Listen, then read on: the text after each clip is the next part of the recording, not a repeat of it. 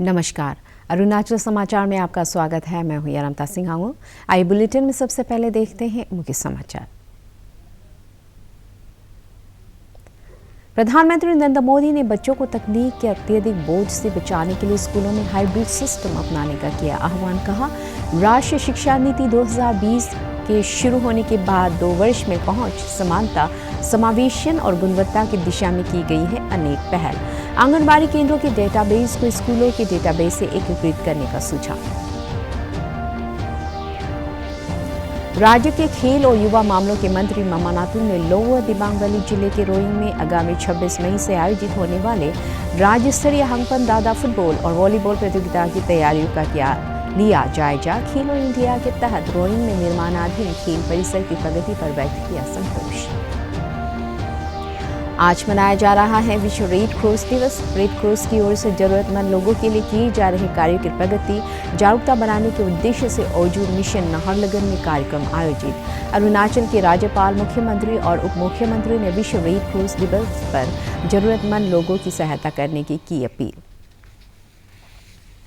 प्रधानमंत्री ने कहा है कि राष्ट्रीय शिक्षा नीति 2020 के शुरू होने के बाद 2 वर्ष में पहुंच, समानता, समावेशन और गुणवत्ता की दिशा में अनेक पहल की गई हैं। प्रधानमंत्री ने हाइब्रिड शिक्षा प्रणाली पर जोर दिया है। उन्होंने स्कूली बच्चों को प्रौद्योगिकी के अत्यधिक बोझ से बचाने के लिए नियमित कक्षा तथा ऑनलाइन कक्षा में संतुलन बनाए रखने की आवश्यकता पर बल दिया। नई दिल्ली में श्री मोदी ने नई राष्ट्रीय शिक्षा नीति के कार्यान्वयन की समीक्षा की। बैठक में उन्हें राष्ट्रीय पाठ्यक्रम स्वरूप तैयार करने की प्रगति से अवगत कराया गया। इस बैठक में ये सुझाव दिया गया कि आंगनबाड़ी केंद्रों के डेटाबेस को स्कूलों के डेटाबेस से एकीकृत किया जाना चाहिए। पेश है एक रिपोर्ट। 2020 के क्रियान्वयन की समीक्षा की।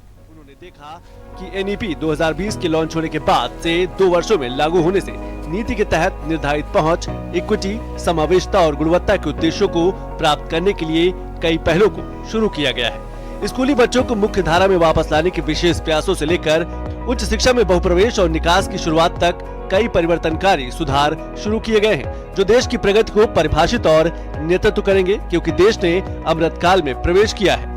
प्रधानमंत्री को अवगत कराया गया कि राष्ट्रीय संचालन समिति के मार्गदर्शन में राष्ट्रीय पाठचर्या की रूपरेखा तैयार करने का कार्य प्रगति पर है। स्कूली शिक्षा में बाल वाटिका में गुणवत्ता, ECCE, निपुण भारत, विद्या प्रवेश, परीक्षा सुधार और कला एकीकृत शिक्षा, खिलौना आधारित शिक्षा शास्त्र जैसे अभिनव शिक्षण जैसे पहलों को बेहतर सीखने के परिणामों और बच्चों के समग्र विकास के लिए अपनाया जा रहा है। उन्होंने कहा कि स्कूल जाने वाले बच्चों की तकनीक के अत्यधिक जोखिम से बचने के लिए ऑनलाइन और ऑफलाइन सीखने की एक हाइब्रिड प्रणाली विकसित की जानी चाहिए। आंगनबाड़ी केंद्रों के डेटाबेस को स्कूल डेटाबेस के साथ समेकित रूप से एकीकृत किया जाना चाहिए, क्योंकि बच्चे आंगनबाड़ी स्कूलों में जाते हैं। स्कूलों में बच्चों के लिए नियमित स्वास्थ्य जांच और स्क्रीनिंग तकनीक की मदद से की जानी चाहिए। छात्रों में वैचारिक कौशल विकसित करने के लिए स्वदेशी रूप से विकसित खिलौने के उपयोग पर बल देना चाहिए। उन्होंने ये भी सुझाव दिया कि विज्ञान प्रयोगशालाओं वाले माध्यमिक विद्यालयों को मिट्टी के स्वास्थ्य के बारे में जागरूकता पैदा करने के लिए अपने क्षेत्र के किसानों के साथ मिट्टी परीक्षण के लिए जुड़ना चाहिए। प्रधानमंत्री को यह भी बताया गया कि लचीलेपन और आजीवन सीखने के लिए मल्टीपल एंट्री एग्जिट के दिशा निर्देशों के साथ साथ डिजी लॉकर प्लेटफॉर्म पर academic bank of credit launch करने से अब छात्रों को उनकी सुविधा और पसंद के अनुसार अध्ययन करना संभव हो जाएगा। जीवन भर सीखने के लिए नई संभावनाएं पैदा करने और शिक्षार्थियों में महत्वपूर्ण और अंतः विषय सोच को केंद्रीय रूप से शामिल करने के लिए यूजीसी ने दिशा निर्देश प्रकाशित किए हैं, जिसके अनुसार छात्र एक साथ 2 शैक्षिक कार्यक्रमों को आगे बढ़ा सकते हैं। शिक्षा और परीक्षण में बहुभाषावाद पर बल दिया जा रहा है, ताकि ये सुनिश्चित किया जा सके कि अंग्रेजी के ज्ञान की कमी किसी भी छात्र की शैक्षिक प्राप्ति में बाधा न बने। इस उद्देश्य को ध्यान में रखते हुए राज्य मूलभूत स्तर पर 1 से ज्यादा भाषाओं की पाठ्य पुस्तकों का प्रकाशन कर रहे हैं और दीक्षा मंच पर सामग्री 33 भारतीय भाषाओं में उपलब्ध कराई गई है। NIOS ने माध्यमिक स्तर पर भारतीय सांकेतिक भाषा को भाषा विषय के रूप में पेश किया है। राज्य के खेल और युवा मामलों के मंत्री मामा नातुंग ने लोअर दिबांग वैली जिले के रोइंग में आगामी 26 मई से आयोजित होने वाले राज्य स्तरीय हंगपन दादा फुटबॉल और वॉलीबॉल प्रतियोगिता की तैयारियों का जायजा लिया। इस अवसर पर स्थानीय विधायक मुजुमीत ही, खेल विभाग के सचिव अनिरुद्ध सिंह सहित कई अधिकारी मौजूद थे। श्री नातुंग ने खेलो इंडिया के तहत रोइंग में निर्माणाधीन खेल परिसर का निरीक्षण किया और कार्य की प्रगति पर संतोष जताया। उन्होंने कहा कि मुख्यमंत्री पेमा खांडू के नेतृत्व में राज्य सरकार प्रदेश के सभी जिलों में खेल क्षेत्र में आधारभूत सुविधाओं के विकास के लिए पर्याप्त धनराशि मुहैया करा रही है ताकि राज्य के युवाओं को खेल क्षेत्र में अच्छा प्रदर्शन के लिए प्रोत्साहित किया जा सके।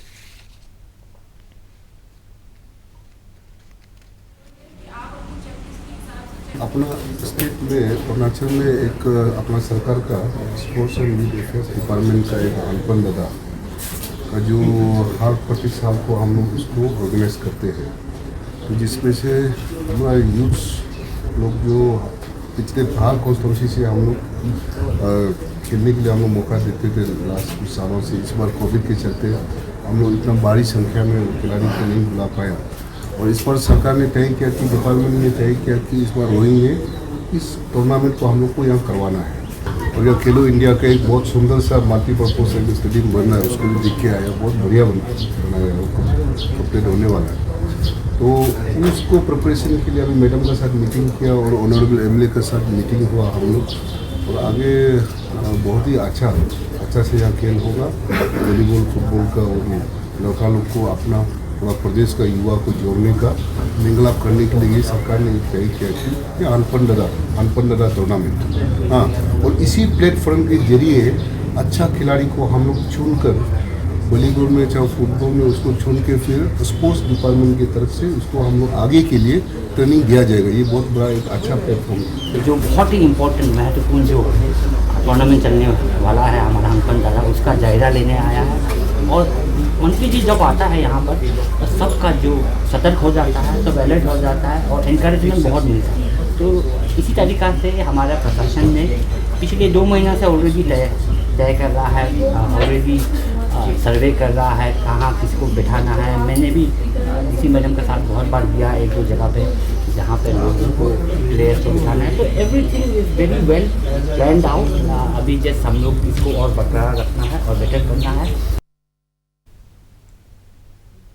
आज विश्व रेड क्रॉस दिवस है। यह दिन रेड क्रॉस की ओर से जरूरतमंद लोगों के लिए किए जा रहे कार्यों के प्रति जागरूकता बढ़ाने के उद्देश्य से हर वर्ष मनाया जाता है। इसी दिन रेड क्रॉस के स्वयंसेवकों के अभूतपूर्व योगदान को भी याद किया जाता है। आज ही के दिन अंतर्राष्ट्रीय रेड क्रॉस समिति के संस्थापक हेनरी ड्यूनेंट की जयंती भी है। राज्यपाल डॉक्टर बी डी मिश्रा, मुख्यमंत्री पेमा खांडू और उप मुख्यमंत्री चाउना मेन ने विश्व रेड क्रॉस दिवस पर लोगों से मानवता की सेवा और ज़रूरतमंद लोगों की सहायता करने की अपील की है। इस अवसर पर ईटानगर राजधानी क्षेत्र के नाहरलगुन स्थित ओजू मिशन परिसर में आयोजित कार्यक्रम में स्थानीय विधायक तेची कासो, ओजू मिशन की प्रमुख रतन अनिया, इंडियन रेड क्रॉस सोसाइटी के अरुणाचल प्रदेश शाखा के सचिव डॉक्टर इमी रूमी सहित कई गणमान्य व्यक्ति मौजूद थे।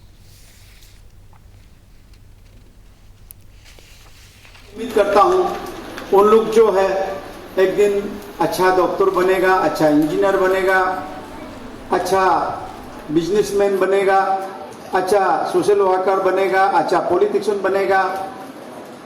अच्छा पढ़ने लिखने का बाद इसी एसोसिएशन में, ओजू मिशन में उन लोग एक अच्छा आपको सेवा करेगा। और हमारे अंदर भी ये आए कि हम हर इंसान को मदद करें जो मुसीबत में है या जिनको मदद की जरूरी है। आज मैं यहाँ पे आकर इन बच्चों में एक स्माइल जो देख रहा हूँ उसमें भी हमारी खुशी है।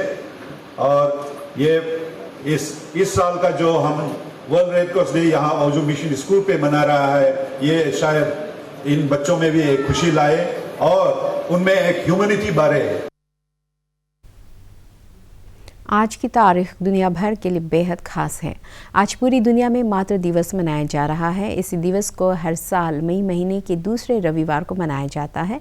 इसका मकसद दुनिया भर की माताओं द्वारा बिना शर्त प्यार और उनके द्वारा अपने बच्चों के लिए किए गए प्रत्येक बलिदान को याद करना है। इस अवसर पर सभी लोग अपनी ज़िंदगी में माँ या माँ का किरदार अदा करने वाली महिलाओं को उनके त्याग और समर्पण के लिए शुक्रिया अदा करते हैं। माता दिवस की शुरुआत सबसे पहले साल 1908 में अमेरिका से शुरू हुई थी। मुख्यमंत्री पेमा खांडू और उप मुख्यमंत्री चाउना मैन ने इंटरनेशनल मदर्स डे पर जीवन में माँ के महत्व को याद किया है। अरुणाचल प्रदेश युवा कांग्रेस के दोईमुख, सागाली और सेप्पा विधानसभा क्षेत्र के जिला youth Congress, block youth Congress और अंचल यूथ कांग्रेस के सदस्यों को शनिवार को शपथ दिलाई गई। इस अवसर पर अरुणाचल प्रदेश युवा कांग्रेस यंग इंडिया की बोल कार्यक्रम का शुभारंभ किया गया। इस अवसर पर अरुणाचल प्रदेश कांग्रेस समिति के अध्यक्ष नबाम तुकी ने पार्टी के पदाधिकारियों से शपथ के अनुसार जनहित के भावना के अनुसार कार्य करने का आह्वान किया।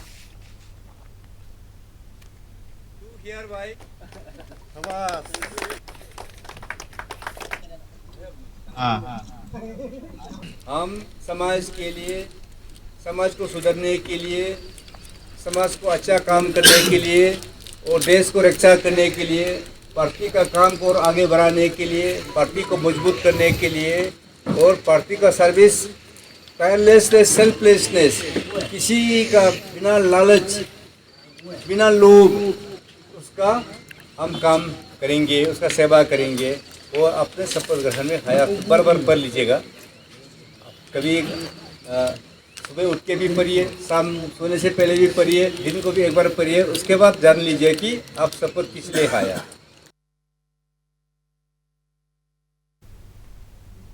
उप मुख्यमंत्री चाउना मैन की अध्यक्षता में शनिवार को नामसाई में आज़ादी के गुमनाम हीरोज पर गठित कोर कमेटी की बैठक हुई। बैठक में मुख्यमंत्री के सलाहकार ताई तागाक, विधायक जिंगनू नामचुम, परिवहन सचिव दानी सालू, जिला उपायुक्त RK शर्मा, राजीव गांधी विश्वविद्यालय के प्रोफेसर वाइस चांसलर अमिताभ मित्रा, डीन SK चौधरी सहित कई अधिकारी मौजूद थे।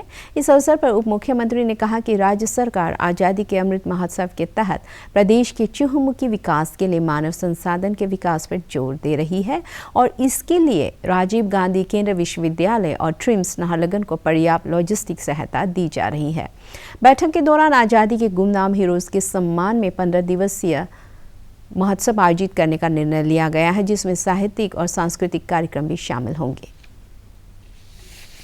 ईस्ट सियांग जिले के अपर प्राइमरी स्कूल बोइंग के रजत जयंती समारोह में विधायक कालुंग मोयोंग ने नोंगेरिंग, जिला उपायुक्त ताई तग्गू सहित कई वरिष्ठ अधिकारी मौजूद थे। इस अवसर पर विधायक कालुंग मोयोंग ने कहा कि राज्य सरकार शिक्षा क्षेत्र को प्राथमिकता दे रही है और इसके तहत विद्यालयों में मूलभूत सुविधाओं के विकास के साथ ही शिक्षा के अनुकूल माहौल पैदा करने पर जोर दिया जा रहा है।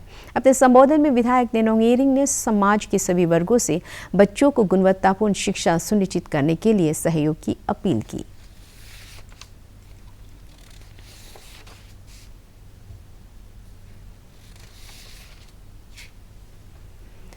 प्रधानमंत्री ग्राम सड़क योजना के तहत पापुमपारे जिले के होलोंगी से बालीजान के बीच PMGSY सड़क का कार्य चल रहा है। इस सड़क का कार्य पूरा होने से अरुणाचल के साथ ही पड़ोसी राज्य असम के लोगों को भी लाभ होगा। पहले ये सड़क मानसून के दौरान अवरुद्ध हो जाती थी और लोगों को कई घंटे इंतजार करना पड़ता था। इस मार्ग पर 4 पुल हैं, जिनका निर्माण कार्य लगभग पूरा हो गया है और पुल के बनकर तैयार हो जाने के बाद जल्द ही होलोंगी से बालीजान के बीच अच्छी सड़क का लोगों का सपना साकार होने की उम्मीद है। इससे पूरे क्षेत्र में सामाजिक और आर्थिक गतिविधियां बढ़ेगी, जिससे रोजगार के अवसर भी पैदा होंगे। होलोंगी तो बालीजान का रास्ता बहुत तकलीफ था, क्योंकि आप लोग सोशल मीडिया में देखते रहता होगा, कभी गाड़ी फंस जाता है क्योंकि रास्ता का जो ब्रिज ना होने का वजह से। और सामर में हम लोग मतलब ऐसे हो जाता है कि सामर में हम लोग निकलना ही मुश्किल हो जाता है, जैसे हम लोग कैद हो जाता है। लेकिन अभी ब्रिज बनने के बाद अभी ऑलमोस्ट ब्रिज कंप्लीट है। एटलीस्ट 2-3 तो ब्रिज तो बन गया, मागोनी बन गया, इसके बाद ये बालीजान ब्रिज आधा बचा है और ऑलमोस्ट तरासों का भी बन गया। अभी हम लोग को ऐसे लगता है कि ईटानगर बहुत सामने है। ये बहुत कष्ट होता है ना स्कूल जाने के लिए, वो टिंगाबाड़ी साइड में जाना पड़ता है नदी पर होके। जब पानी बड़ा होके आएगा तो ये बच्चा लोग का स्कूल भी बंद हो जाते हैं, इसे रह जाते हैं, एब्सेंट हो जाते हैं। ब्रिज बनने से हम लोग के लिए अच्छा है, रास्ता का जो अच्छा होगा तो हम लोग चलने के लिए भी अच्छा होगा।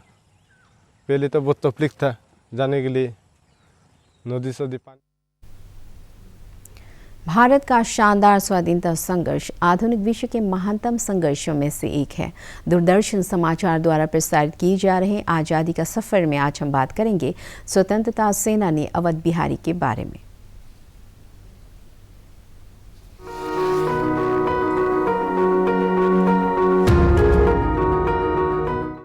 आज हम अवध बिहारी को याद करते हैं। उन्होंने पंजाब और उत्तर प्रदेश में क्रांतिकारी गतिविधियों में भाग लिया। अवध बिहारी रास बिहारी बोस के संपर्क में आए और 23 दिसंबर 1912 को वायसराय हार्डिंग पर बम फेंकने की साजिश में शामिल हुए। उन्होंने 17 मई 1913 को लाहौर के लॉरेंस गार्डन में बम विस्फोट में भी प्रमुख भूमिका निभाई। इसके अलावा वो जनता के बीच राष्ट्रवादी भावनाओं को जगाने के लिए लिबर्टी नाम के पर्चों को लिखने और प्रकाशित करने में भी सक्रिय रूप से शामिल थे। उन्हें फरवरी 1914 में गिरफ्तार कर लिया गया। अवध बिहारी पर वायसराय हार्डिंग की हत्या की साजिश रचने और लाहौर के लॉरेंस गार्डन में बम विस्फोट करने का आरोप लगाया गया था। 8 मई 1915 को उन्हें दिल्ली सेंट्रल जेल में फांसी पर लटका दिया गया। देश के वीर सपूत अवध बिहारी को नमन।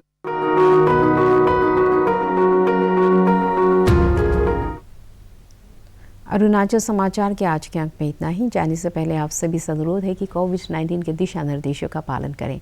हमेशा मास्क लगाएं, बार बार हाथ धोएं और सोशल डिस्टेंसिंग के नियमों को मानें। कोरोना महामारी से बचाव के लिए आपका वैक्सीन लगवाना भी जरूरी है। अगर आप वैक्सीन लगवाने के पात्र हैं तो जरूर लगवाएं। हम कल फिर हाजिर होंगे अरुणाचल और देश दुनिया की खबरों के साथ। चलते चलते आपको बता दें कि आप अरुणाचल समाचार हमारे YouTube channel DD news Arunachal पर भी देख सकते हैं। देखते रहिए अरुण प्रभा। नमस्कार।